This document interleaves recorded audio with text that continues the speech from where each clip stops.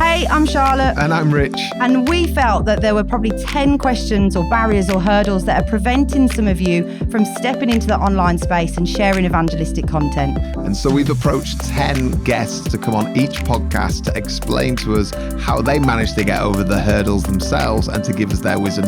So we hope you can join us and learn something from our expert panel, from our wisdom here at CV, and hopefully some of our conversation.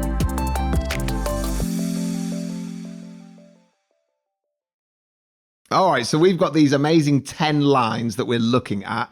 And the one that we're going to be looking at today is, am I being egotistical by putting myself online? Which is the most monstrous title, but it's the idea being of, if I was to put stuff online as a ministry leader or as a pastor or as someone leading in the Christian sphere and trying to reach people, is that essentially me putting my ego out there and people wanting to see how amazing and great I am? So we're going to unpack it. What are your initial thoughts, Charlotte? I think, it's just really, it's something I've probably always been challenged by. It's just around, is it something I would feel a bit worried about and nervous about? And I know it's a challenge that a lot of people that we speak to have. So we have a lot of pastors who are like, we want to tell people about Jesus in this online space, but we're just not sure whether it's like for us, because we're not sure if it's, this big ego that we don't want to have or misrepresent about ourselves. So I know you're somebody who's in that online space. How did you go about that feeling? Yeah, I mean, it's definitely not the easiest one to get your head around, because I think I certainly grew up that if you were on a screen and you put your face in front of people, you were known as someone. And so we grew up on like Saturday night TV or being on some big show. And if someone was on it, you knew their face. And that then, for me, has carried in through to now, started my 40s. And so the idea of me putting my face on screen, of which I'm experimenting with, of how do I get the good news of Jesus out to ordinary people, the idea of then me putting myself on screen really does tie back to this idea that means I'm going to be famous, that means that I'm going to become egotistical, or my ego will be shown. When the reality is the generations that are coming through now, they don't, surprise, surprise, they've not grown up on Saturday night TV. They've grown up in an environment where just to communicate and to learn and to be part of the world involves watching or reading or listening to people's voices and people's thoughts, and they're not necessarily famous, and that is okay. And I think I've had to make a big shift to realize that, my ego might get in there, because there must be some ego in me, like I think there probably is in everyone, but I'll have to deal with that when I come to it. And I've always reminded myself as well about some of the facts that I've read. And so it always helps me realize that when the world is big and the digital space is huge, and you only need to look at the statistics to realize that a lot of people are online. And the idea that if I go on, my ego is going to be there is an interesting one, because there's already a lot of people on there. And so whether my voice will even cut through the millions and millions of people that are there is fascinating. And so here's some of the statistics I found. Just in the UK, it said the number of social media users at the start of 2024 was the equivalent to 82.8% of the total population. That's epic. It's huge, Yeah. right? And so you've got 82% of the population on there. And so me having to get over the question of, am I going to be egotistical? I'm realizing, well, there's so many people who are already watching and are listening. And so I want to be part of that space and communicate the gospel. I think it'll just really help as well. I'm personally super passionate about what we do at CV, because it's all about evangelism. So filling the online space with Jesus and the message of hope, and people accidentally coming across that or intentionally coming across that, is just an incredible opportunity to me. And I just think, even if we can get past that, it's not about us, it's about Jesus, and it's about getting Jesus out there in front of the right people, and it's about the one and not the 99. And then I think that will help with someone's ego.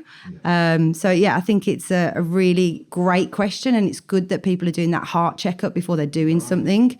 But I think actually it is a danger, and that's the thing that puts people off. And I think in an era of mega pastors, that's where people are a bit put off. But I think actually God's really redoing something in people of the everyday person has an opportunity to tell people about Jesus. And I love that. Well, we wanted to bring people on who are having to go through the questions that we're asking. And so we have spoken to David Sims, Reverend David Sims, who's a vicar in Aldridge and has 16,000 followers on his socials, which is amazing. He basically started in lockdown and has basically boomed through that. And he does this short TikTok service every single week, as well as posting TikToks. Primarily, it is TikTok that he's on. And we had this most fascinating conversation around this topic. And I actually asked him, the first question was, am I being egotistical putting myself online? And essentially, would people benefit from my message being online? And this is what he said. Yeah, I think there's a couple of things I'd say to that. And first of all, I'd think about the word in that question, benefit. The question, no one would benefit from hearing the message. And I think, what do we mean by that word benefit? Do we mean that people will feel good listening to our message all the time? We're not there as life coaches necessarily. We're not there to give people self-help. And when I was thinking about this question, actually, I was drawn to 2 Timothy 4:3. For the time will come when people will not put up with sound doctrine. Instead, to suit their own desires, they'll gather around them a great number of teachers to say what their itching ears want to hear. I mean, we could have a huge sermon on that, couldn't we? But actually, as Christians on TikTok, I don't think we're necessarily there to give people a benefit in terms of telling them what they want to hear. We're here to point them to Jesus and tell them all about him. And so if we've got a message about Jesus to share, people will benefit from it. It doesn't mean people will necessarily respond positively. We see that in the Gospels. Not everyone responds positively to Jesus at all. It doesn't mean that we'll get loads of followers because it's not about us. And I'd also say, secondly, the potential of TikTok is huge. So it's the biggest growing platform. It's got, I think, around 1 billion monthly users. The average adult in America spends around an hour on the app every day. I mean, this is significant. And lots of that is what we might call doom scrolling, where you have your phone and you scroll and scroll and scroll. And to have something on there that's positive and talking about Jesus is, I think, of benefit. So if you've got something to say about Jesus, I think that is of benefit to people. They might not think it is, but with our kingdom mindset on, we want as many people to hear about Jesus as we can. So that's what I'd say, really. What does the word benefit mean? And also, the potential of TikTok is massive. Let's get on it. The first time I actually ever came across David was I was in a hospital waiting room for my daughter had got croup, and I was just doom scrolling for the moment. It's like 3 a.m. And actually, the positivity that David gave to me right there in that moment was incredible. Yeah. And you just think that is the opportunity we have to get on TikTok, to get on Instagram, on all these different platforms that we can be on. And it doesn't even necessarily have to be like video content. It could be written content. It's all sorts of content that we can put out there.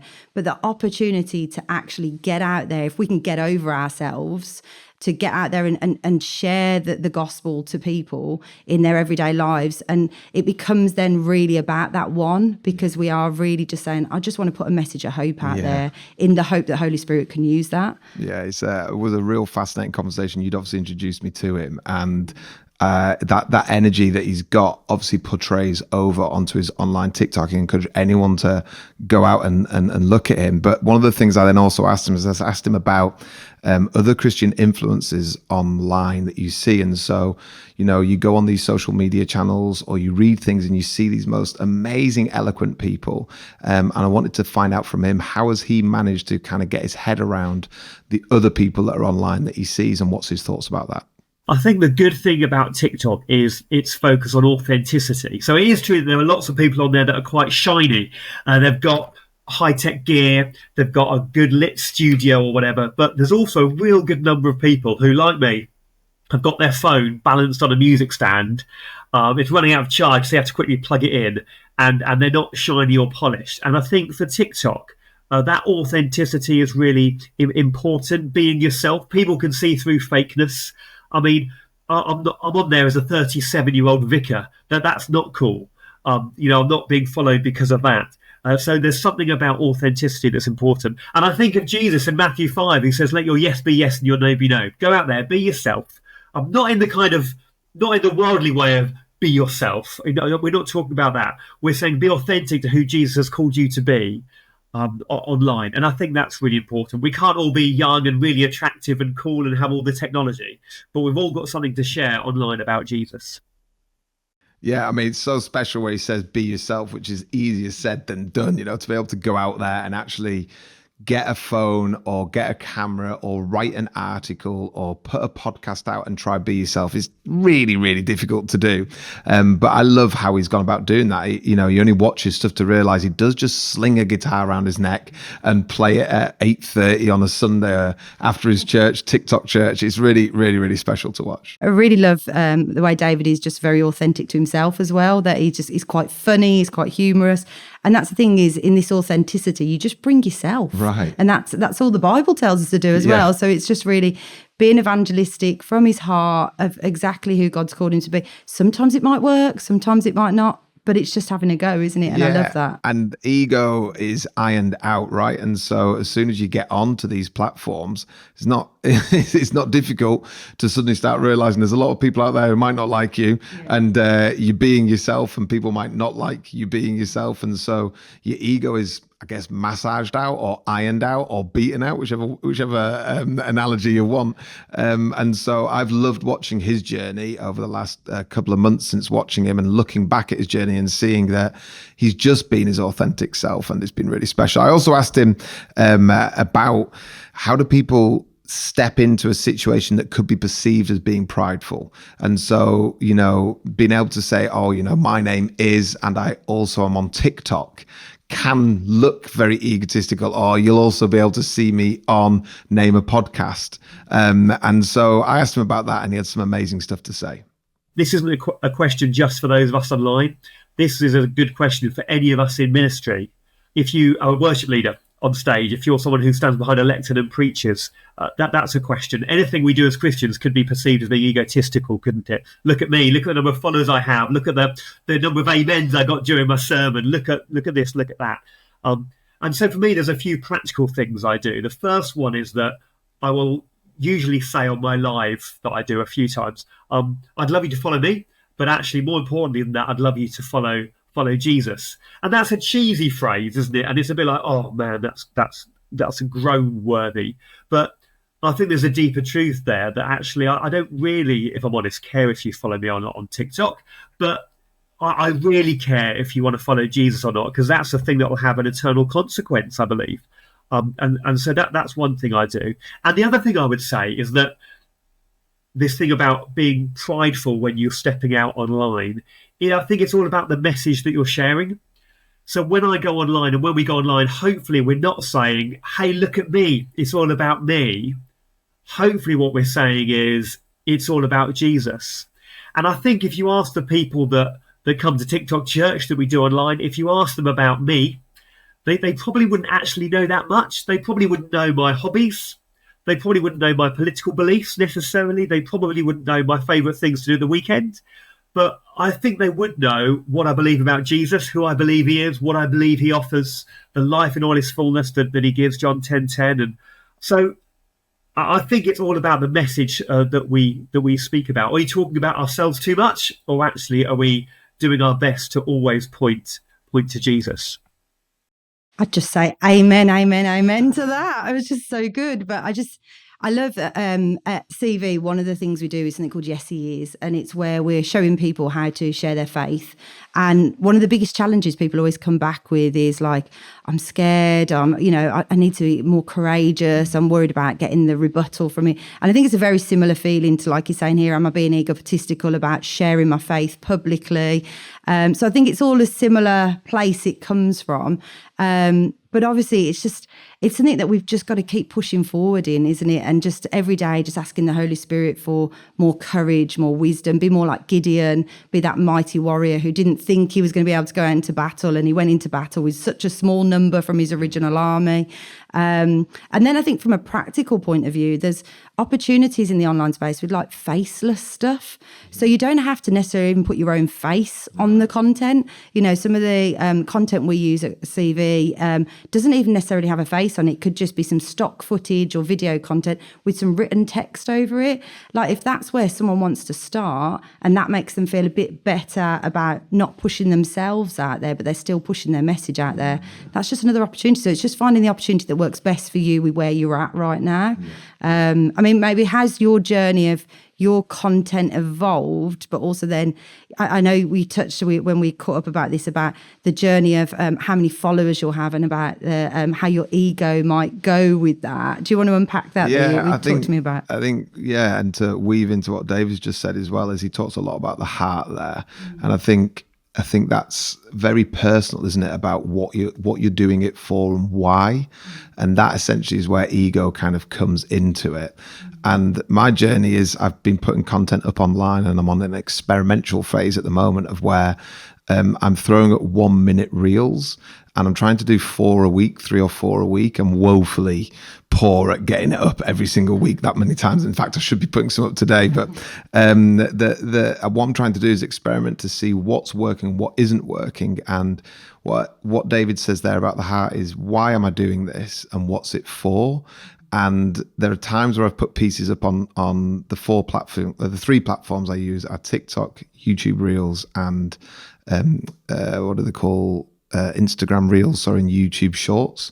And I put my stuff up on there, and I'm throwing it out there to basically see, can I help doom scrollers understand the Bible? A doom scroller being someone who sits on their couch on an evening or daytime and scrolls away looking at content. And we know that there's hundreds of millions of people that do this all around the world, billions, in fact, that do this all around the globe.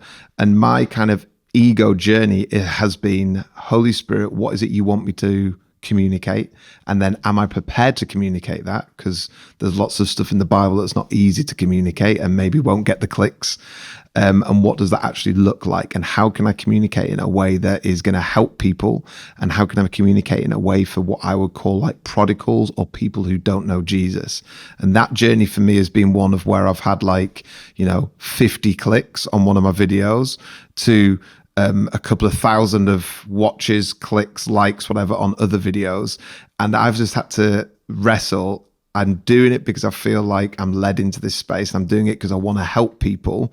And if some content is clicked more than others, at this point in time with me, I really don't care. It's an experiment of, can I be obedient and can I just put the content out there and can I learn what that looks like?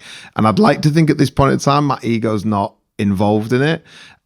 Obviously, there are times where we sat down before him, we wanted to make sure we're on video, we wanted to make sure we look good. I don't think that's ego. I just think that's we just want to present ourselves as best we can. But what we weren't doing before is I wasn't doing loads of press-ups to try and make sure I look muscly. You weren't there injecting Botox or whatever it might be. You never know. No, I'm joking. But because the heart check is about it. I want to do this for the right reasons, and to constantly check your heart and constantly check, when comments come in, where's that sitting in my heart when people are disagreeing with stuff? Because literally you only need to post one thing and people will disagree with it. Am I all right with that? Or does that change things? And I think there's this constant back and forth heart check. Can I just check? I was just thinking as you were talking then, do you think the stories of our testimony though are things that really help us to not be egotistical? Because really you're just showing the power of God at work in your life. Right. And I think that's probably a really great way to start, isn't it? Of just your 60-second content, some of that's now about the stories God's doing in what's doing it in your life right now. And I think that can be quite a great place to start and just be like, look, this is me being real and authentic. This is what God's done, and there's no better place, if Jesus used stories, then I think it's a great point to think of. And I asked David about some of the stories that have happened as he's communicated, and I said, can you give me some stories? And he gave me this one. I can give you a story of when we started, and there's quite a few, but here's one that stays out on my mind, of someone that I'd never met before. They're on TikTok Church, they were chatting away to me, and they were asking for it to be directed to a local church, and there was one I knew in Northampton that I directed them to, and a few months later he messaged me back to say, I went to church, loved it, went with all my family, and he was baptized by full immersion. He's joined the kingdom because of hearing about Jesus online, which is just amazing, amazing news. And closer to home, we've had 2 people join our church through TikTok. In fact, there were 4, but 2 of them have moved away. Join our church through TikTok. I've sent out so far this month 8 Bibles to people that have asked that they want Bibles. And again, it's not about me. God's doing this on TikTok. As a church, we're doing this ministry. It's just so good to hear the stories of what God is doing online. And what I'd also say is that if you're on TikTok and you think, oh, I've only had 10 views, I've only had 15 views, you might think, I've only had 80 views. Oh no, that's not good. I want you to imagine that, say it's 80. I want you to imagine that a church on a Sunday morning, 80 people opened the door, had a little look in, and then went again. You'd be over the moon that 80 people popped their head through the door to hear about Jesus. Well, it's exactly the same, I would argue. Well, not exactly. It's very, very similar. You've had 80 people open the door, hearing about Jesus, hearing the gospel. And so, to me, that would be a real big encouragement. I love that story. Well, those stories. And I think from my perspective at CV, I'm a community manager. So I get to have those conversations with people. And particularly during the pandemic, where we used to put a lot of response content online, where we'd put a video message online where someone could respond to the gospel and actually write into our churches. Or currently we're doing something else that we call ITJs, Introductions to Jesus. So they're video content that we're putting on globally in all these different languages, where people have an opportunity to respond. And we know that the numbers are very high of watching those, and we have less conversations with people. But we also know that they're seeds that we're sowing. And I love that how David obviously has quite a decent following on TikTok, and he's sent out 8 Bibles. So it's the numbers might not match up, but he will never know until maybe eternity the number of lives he's actually dropped little seeds and messages of hope into. And I think if he would never have just done some of his fun stuff online and been himself, he would never have had these opportunities to send these Bibles out, pray for people, but also just not realise the eternal impact of the work he's doing. So I think it's really important that we do lay down our cross as it is, and our agendas, and pick up the cross of Christ and walk with him and just see what happens. Yeah, definitely. And I think, chatting to David in that time there and hearing his heart on how do you get over ego? How do you make sure ego's not involved? His real raw answers. I think with this digital space that we're in, it is the same as when the Roman roads were built. And the Roman roads definitely attributed towards the gospel spreading all over the world, but obviously throughout Europe and beyond, because suddenly the message could travel, right? People could travel roads a lot quicker and get to communities quicker. And I could only imagine that the people who had been in villages that they could now access these roads and take the gospel, maybe they were accused of, look at you, you just want to go to the big open world. Look at you, you just want to go and visit new places. Or, you could imagine, wouldn't it be nice for all of us to be able to go out there? Whatever accusations could come to stop the gospel, yet there were people who said, I'll get over that and I'll get on these roads and I'll take the gospel out. And I think that we're at this precipice of a digital age, which has been going for many years, but it's become incredibly accessible in the last decade for all of us to be able to access these new avenues and to get over ourselves and to get over an accusation, which is, but I could be being egotistical, and going, if I can get over that and realize that there are many people out there who are doing this with good hearts and are doing this well, there'd be people that could be reached. There could be Bibles that I could give to people. There could be messages that I could put into people's hands. There could be prayers that I could pray for people. And we can use these new digital highways to get the gospel out. And so I think when we thought of these questions, that was really what we're trying to do, is how do we remove these obstacles from people who have got great messages, have got things that God's put on their heart to say, but they feel deeply uncomfortable because of an accusation. And we know that the enemy is an accuser, and that he would always accuse of things that you would stop and pause about and think, well, yeah, that could be it. And so if anything from today, we would love to remove an accusation that you're going to be egotistical going online and say, hey, you don't know until you try. You don't know what's going on. Your heart, if it's in a good place, just go and do it and keep in check with it and watch what God does. That's incredible. And I think, the opportunity, like you say now, is that I could literally be sat in my own front room creating a piece of content that could reach farther than I ever hoped or imagined. It's a bit like when I had a son that we had a stillbirth, and I remember my mom praying a prayer and saying, his story will go into the 4 corners of the earth. And I just imagine, like, at that time, I mean, that was 12 years ago before really I was getting into social media and in a job like this.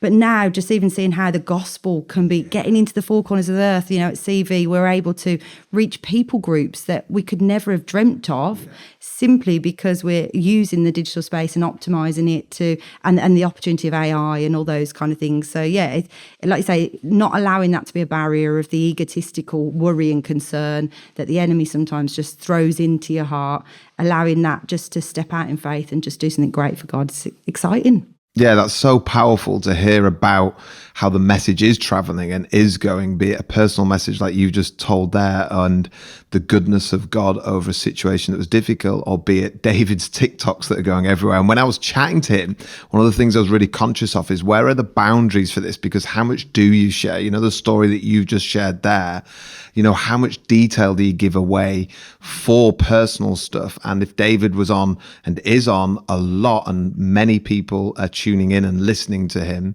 where are the boundaries of what he does communicate and what he doesn't communicate, and what does that look like for him? He had a really interesting take on it. Well, again, this kind of maybe goes back to what I said earlier about the message that we give. Is it all about us, or is it all about Jesus? And there's a balance to be made, because we have to be the people that God's called us to be. We have to be our authentic selves. So the person you see online is the person you'd know if you knew me in person. Not too serious, quite laid back, hopefully, bad sense of humour, all that stuff. But there's not stuff that you know about me necessarily. So I just try and keep things like the names of my children, my address, safe stuff like that. I don't tend to share. I have two phones, so practically speaking, I have two phones, a work one and a personal one. And I do my best to make sure that my personal one isn't logged into TikTok. Sometimes I need forgiveness because I want to check in on what's going on, but I do my best to make sure that there is that balance, so I'm not tempted to reply to these messages on my day off. And the other thing I might do is that just in terms of think it through in terms of what I'd be like if I was preaching on not on stage, because we don't have a stage, but you know what I mean. If I wouldn't say it at church on a Sunday morning, I'll try my best not to say it on a TikTok live, because you've got 80, 100, 150 people in front of you. To me, it's important to remember that it's like you're talking to 80 real people, because there are real people watching that live. And it's hard sometimes to remember that when you've got a little screen and all the names are flashing up. But that's something that I'll try and do, just to keep those boundaries separate. I think he offers some really sound advice there around, like, making sure he's not answering those messages on his day off, or logging in different ways and all those kind of things. So I think that's really sound advice. I think something that I've found as somebody who talks to people quite regularly online through some of the gospel content we put out and conversations we have, is people tend to just almost put too much out there because it's over email or over text or over, so we can't see their faces, so they almost share too much, and we've got to be careful that in turn we don't share too much back, because it is a place where you feel like you can trust someone a bit easier. And so I think it's being considerate, and I think David really shows that well in not putting his children's information out there. And the digital space is that little bit more enhanced version of what you wouldn't put out on a stage. I feel like it just kind of super explodes all that information a bit too much. So it's being continuously wise, really, I think. And we're huge fans of David, aren't we? We're huge fans of his, the way he does stuff. And so we're hoping that these 10 kind of statements that we want to look at, these 10 hurdles to why people might not put content online, would be able to unhook them from some of their things of why they wouldn't do it, and we'll be able to discuss them. And so we're really grateful for David's input there, and we want to be able to unpack another 9, and for people to be able to go out and put the things that God's put on their heart, communicate it as best as they can, so that we can see more people told about Jesus, more people set free, more people filled with his spirit, more people who are able to then go and tell the good news in their communities. And so let's get over our egos, I say, Charlotte, and let's get more content out there.